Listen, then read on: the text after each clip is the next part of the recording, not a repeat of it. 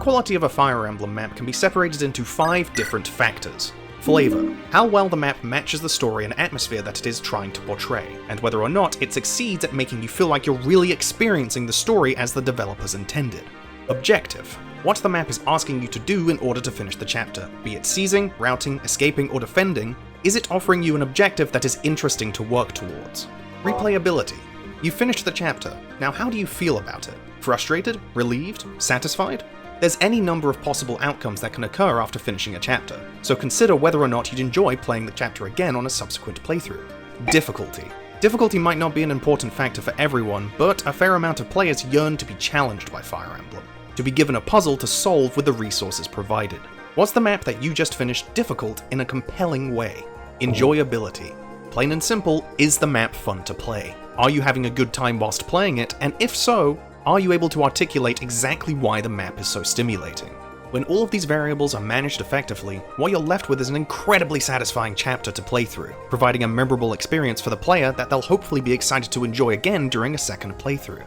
And if you don't pay attention to this formula, what you're given is some of the worst the series has to offer. My name's Blute. Welcome to F.O.R.D.E.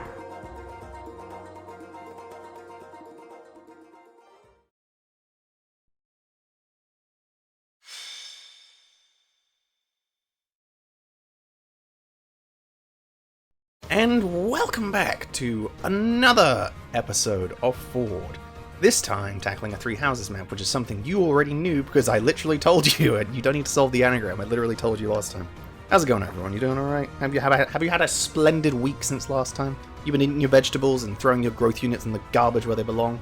Bases over growths every time, am I right, fellow elitists? No, that's not what we're here to discuss. We're here to discuss a 3 houses map that I actually...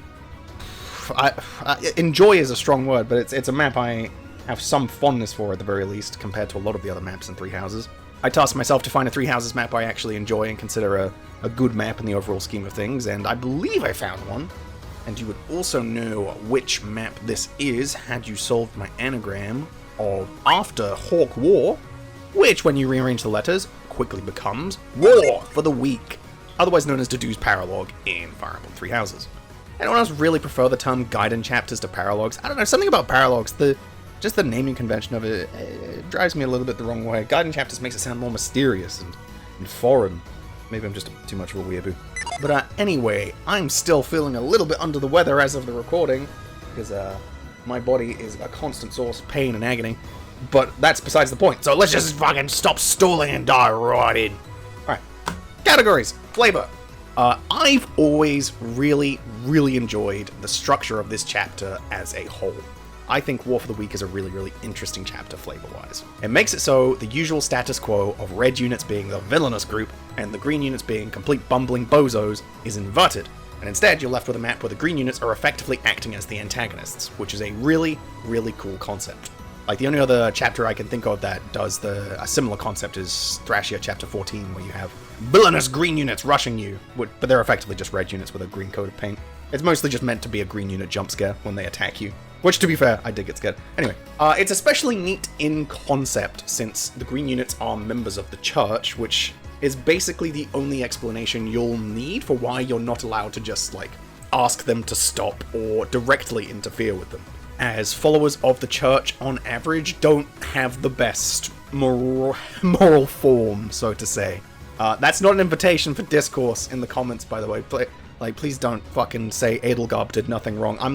I'm just merely stating that the game tries to make it clear that the church definitely creates some zealots, which is absolutely true. I'm not picking one side or the other, this is just me stating facts. Now, outside of this switch between colors, I think the chapter actually really nails its theming. That being a feeling of vague hope. If you're familiar with the Blue Lions route, you'd know that like half of your students have been involved in the tragedy of Duscur, in which many Glens were felled, but more importantly, the relationship between Duscur and... I'm forgetting the name of the kingdom. Fargus. I wanted to say F.O.R.D.E, but that's the capital. The relationship between Duscur and Fargus was heavily, strained. Basically severed completely. Like, it definitely leaves a lasting impact on the overall mood of the house, since you know characters like Ingrid and Dedue and Felix have all, really genuinely suffered from this horrific event. So by introducing this chapter where these otherwise helpless characters are actually able to accomplish something that might improve relations between the people of Duscur and the church is really refreshing. It would be really, really easy to just have your characters wallow in misery for the entire game. So I really appreciate that. Even if Dedue's paralogue seems pretty minor in the scheme of things right now, it absolutely has lasting consequences as the story goes on. In fact, given what it does after the time skip, I'd almost argue it's the most important paralogue story-wise, and in fact, maybe the only one that has lasting implications. Given, you know, Dedue doesn't come back if you don't fucking do this paralogue. Which is a different can of worms, I probably won't mention it again. I disagree with that part, but whatever. I'm not going to talk about it. Regardless, the devs really nicely tied in this feeling of having this slight little glimmer of hope shining in an otherwise really brutal and unforgiving environment by having little bits of dialogue spread throughout the chapter. It might be a little bit repetitive, as they're mostly just Dedue going, "Run, now," over and over and over again, but I still think it's well done. It gives, like, a nice sense of motivation for the player, as you want to see if this dialogue evolves into something more interesting as the chapter progresses. Which it doesn't, but it's still a pretty effective carrot on a stick, so to say. Like, it gives the player some motivation and some nice gameplay, like, theming interaction. It's nice. I like it when dialogue is really effectively interspersed with the chapter, rather than just having a bunch of dialogue at the start and a bunch of dialogue at the end. I like it when there's little bits here and there. Not really much else to say here, since the chapter is also, like, pretty short for Three Houses standards. I pretty much said all I need to say about the flavor. I think it genuinely, like, succeeds on all fronts. It's kind of a basic chapter, but I think it does it very well, and it's a little bit ambitious with what it does with the red and green units, so I think I'll just leave it there and say this category is a resounding success, which shuffles us right onto Objective. Objective is also really neat here, as while the main directive of just defeating the boss is pretty standard and, like, most of the time the objective in Three Houses, the way in which it's presented is rather unique. As previously mentioned, your overall goal for the chapter is to dispatch as many red units as possible. In order to protect them from the green units that will just be running them over and absolutely slaughtering them. The idea is, you're incapacitating them, they're just gonna fucking murder them. Furthermore, you're given an incentive to generally go for a rout rather than a defeat boss, as the chapter directly tells you that you will receive a reward based on how many of these Duscur soldiers you manage to incapacitate. This is great! Plain and simple. Really, really good. There's been a bunch of chapters where the side objectives are easily the weakest part of the chapter, and here it just works because it's done so basically, yet so effectively. By encouraging the player to clean up the map, you're both engaging them with the provided flavor of the map, and pointing them towards playing quickly, which is always a good thing in my eyes. As if they don't attempt to go for this potential reward quickly and just kind of like meander around the map and just go, well, I'll take a shot at that guy, or I'll just go for the boss, I don't really care. If they don't do that, then the green units will absolutely just snatch that, like, extra large bullion right out of their hands. Which isn't the most, like, amazing reward. I feel like money isn't that important in Three Houses, because the church just constantly deposits, like, allowances on your map. Well, here you go, here's $10,000, spend it on, like, a fucking 10 steel bows for Cyril so he can keep casting point-blank volley. Also, you could do this far more effectively by introducing a more complex goal. Perhaps something relating to actually subduing the Duscur soldiers, i.e. reducing them to a certain, like, health threshold, rather than just outright reducing their health to 0. But I honestly don't think it's really necessary here. Again, it's very likely that this paralogue will be the first one that the player completes, as I want to say it's the earliest one to crop up in the story. This means that you arguably shouldn't make it too overtly complicated, as it could potentially confuse newer players, and just kind of create a mess. Like I said in the Princess of Bern video, when it comes to early game chapters, you want to ease the player in with a few simpler mechanics, and perhaps one or two new ones, rather than just scaring them off with a bunch of daunting side objectives. When you pair the contest of kills with the appearance of a couple of droppable items from the enemy, you're given a pretty respectable chapter in terms of objective. War for the Week might seem pretty, like, standard and simplistic when you look at it from the start, but I think there's a few intricacies here and there that make it really stand out from otherwise standard paralogues. Like, off the top of my head, I'm thinking of, like, Dorothea and Ingrid paralogue, which is just a very standard route map. Like, a lot of the paralogues in Three Houses can just be very, like, okay, just clean up all the enemies, which this one kind of is, but it at least tries to, like, make the illusion of flavor, which I can appreciate. It's good stuff! It's good stuff! Even if the map itself will be reused 6 billion times after this, because Three Houses loves doing that, and making new maps is hard. Yeah, objective is a pass. Now, replayability. This category is tough. We're talking about 3 houses here, so there's always going to be something iffy when we're talking about replayability, since, as I just mentioned, the game is constantly reusing maps and making the experience overall feel really, really tedious and repetitive. That being said, in regards to this map specifically, I feel as though the map was only going to succeed on replayability in a big, with a big asterisk, with a big, only because of blank. And the blank in this case is factors that aren't exclusive to this map, as you will mostly navigate through the chapter in the same way every playthrough. Now, what I mean by factors that aren't exclusive to this map is stuff like how restrained you are when it comes to making your elite death squad of units. For example, you could be doing just a very simple canon classes run, in which you're only allowed to use whatever the character canonically promotes into as their primary class.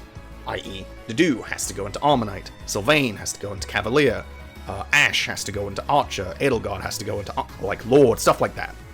This is what I used for the footage you're seeing, and while this is more of a difficulty and enjoyability thing, it didn't exactly make the map especially interesting to play, as you've likely seen Ingrid effectively just neutering the map's difficulty by just utilizing her flying pony to solo the majority of the map. It's more of an Ingrid thing, I guess. On the other hand, you could just be going full on Hydrogen Bomb, and turning every single one of your characters into a Wyvern Lord with Darting Blow and Death Blow, turning War for the Weak into an absolute joke. This is what I mean. There's a very, very high level of variance going into the chapter that makes the category kind of difficult to talk about this time around. There can be a good amount of variance from playthrough to playthrough with different units and different unit types and how you decide to play the game. But with the nature of the chapter, you're probably just going to play the same each time, sending a couple of units topside and the majority of your units to the bottom. Yeah, I'm not really sure it really succeeds on replayability. It might feel different from time to time, and it is one of the more enjoyable paralogues to go through again, in my opinion. But I had this sneaking suspicion that it's mostly because it's early enough in the game to where I haven't gotten tired of grinding through the same chapters over and over again. Yeah, I'm gonna give replayability a fail, but a light fail, not a massive fail, like a D+ or a D. You were close, just try a little bit harder. Now for difficulty, oh boy. Let me just establish this. Off the top of my head, I'm not sure I'd give a single chapter in 3 houses a success on difficulty, because for me at least, me personally, I've always felt as though 3 houses never had a difficulty that really settled into that nice middle ground. It has hard, which is far too easy, and then it has maddening, which is very, very true to its name, because every time I decide to do another maddening playthrough, I find myself far more frustrated than challenged, as rather than alter map or unit layouts most of the time, the devs just decided to make every single enemy into a giant fucking stat stick, and introduce mechanics like ambush spawns, a mechanic that no one wanted back. Back by no one's demand! It's fucking same turn reinforcements, oh boy. But in regards to whether War for the Weak manages to succeed on keeping the player engaged through difficulty, I'm not really sure it works. You have to take this with a pinch of salt, since I decided to do this playthrough on hard mode, but realistically, the only thing that will be different on Maddening is enemy strength rather than density or diversity. So the only thing that would actually change is how quickly I'm going through the chapter rather than altering the structure itself. I.e., if I was playing on Maddening, I'd probably kill a couple fewer units and maybe get a worse reward. That's mostly the only thing that would change. Moreover, due to the pretty sparse amount of enemies and them generally being on weaker classes, the map really doesn't make me feel that threatened by the opposing force, which could be partially intentional to make the flavor flourish, but yeah, I'm not convinced. I feel like they balance 3 houses in bulk rather than intricately designing every single chapter's enemy stats. It's probably just done in bulk. Also, as I mentioned earlier, having flyers on this map basically just eliminates any form of challenge that the train might be giving you, which I'm not going to specifically dock points for, since that's an issue with every 3 houses map, but I'd be remiss if I didn't point that out. Yeah, there's some trickier maps in 3 houses that manage to keep me interested difficulty-wise, but I don't think this is one of them. It's flavor above all else, so I'm just going to give difficulty a fail. And moving on to our final category. As always, enjoyability is going to function as the opinionated category. And this time around, I think the only way that someone is truly going to enjoy this chapter is if they're heavily invested with the lore and world building of 3 houses. As stated in difficulty and replayability, there isn't much going on if you look at War for the Weak through a strict gameplay perspective. But when you factor in how it can work for building character for characters like Dimitri and Dedue, there's a fair amount of content to eat up. It's not exactly like exploding with drama and story progression, but I feel like one of the key focuses of the Blue Lion story is just constantly looking back at the tragedy of Dusk and be like, oh, remember that time? Oh, that was some dire stuff. So by just giving the player some minor resolution to that, can make them feel more immersed in the world of F.O.R.D.E. It's a pretty common opinion that everyone's favorite route is the one you play first. And spoilers, mine was Blue Lions if you hadn't guessed at this point or I hadn't said it. And that statement absolutely rings true. I've always had a massive soft spot for this chapter. Even if it's kind of basic with its gameplay, it's still very ambitious with its flavor. And that makes it thoroughly fun for me to wade through. Plus, Dedue is like my favorite F.O.R.D.E. character, so no shit, I'm gonna be massively biased. How could you not look at that fucking handsome blank stare and think, yeah, this chapter's definitely passing on enjoyability. Big ol' pass! And that's going to wrap it up for this week's episode. What for the Week is the first of many, many paralogues that Three Houses has to offer, and honestly I think it's one of the strongest. It offers some interesting world building paired with the cool idea of flipping the perspectives on red and green units, as well as likely introduces the player to paralogues as a whole. And I'll be completely honest, I've ran out of good things to say at this point, and I don't want to besmirch this chapter, so we'll just move on to the anagram! Bye for now, Three Houses! I don't know how long it's going to be before we talk about you again. Our anagram for this week is a highly requested one, and maybe the last one for a while, just a heads up. Personal life is beginning to crown into my life. That was a really gross way to put it. It's starting to rear its ugly head again, so I might be offline for a little bit. Not too long, but I might be away for a while. Just a heads up. But for now, stay tuned for next week's episode. Again, as I said, highly requested, and may kind of act as like a pseudo-season finale, which is fitting, given which chapter it is, but we'll get to it. Anyway, its anagram shall be Hit to Flaky Highborn. For those in the back, if you missed it, Hit to Flaky Highborn. Alright, that's it for me this week. I really hope you guys enjoyed, as always, and I hope you have a wonderful time in your life. If you're going through some turmoil, give yourself some time off, and if you're giving yourself some time off, go through some turmoil. I'm so bad at motivational stuff. Take care of yourselves, guys. Have a great week, have a great existence. I will catch you next week. See you later, everyone.